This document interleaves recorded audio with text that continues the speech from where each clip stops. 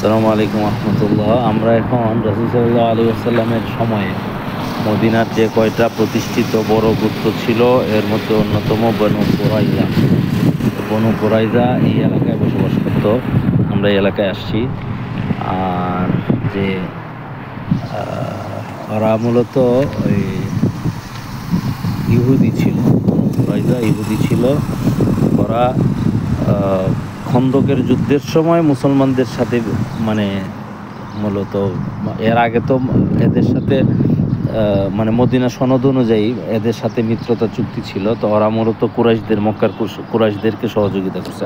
মানে আজাব মানে সম্মিলিত সামরিক যে জোট, ওরা কুরাইশদেরকে সহযোগিতা করে, যার ফলে পরবর্তীতে খন্দকের যুদ্ধ শেষ হওয়ার পরে রাসূল সাল্লাল্লাহু আলাইহি ওয়াসাল্লাম এদের বিরুদ্ধে ব্যবস্থা নেন।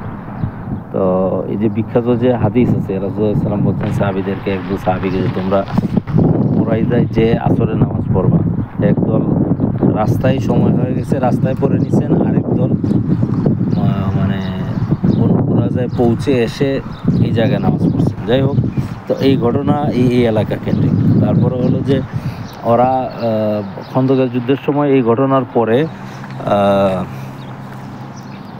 ওরা সাদ ইবনে মুআজ রাদিয়াল্লাহু আনহুকে বিচারক হিসেবে নিয়োগ করে, বলে যে ওনার সিদ্ধান্ত আমরা মেনে নেব। পরে উনি রাসূলুল্লাহ সাল্লাল্লাহু আলাইহি ওয়াসাল্লামের প্রতিনিধি, আর এদের প্রতিনিধি হয়ে উনি যে বিচারের রায় দেন, এটা হলো যে এদের ক্ষেত্রে যত প্রাপ্তবয়স্ক পুরুষ ছিল সবাইকে হত্যা করার নির্দেশ দেন, সবার মাথা আলাদা করতে বলেন, আর নারী পুরুষদেরকে বন্দী হিসেবে মানে গ্রেপ্তার করার নির্দেশ দেন।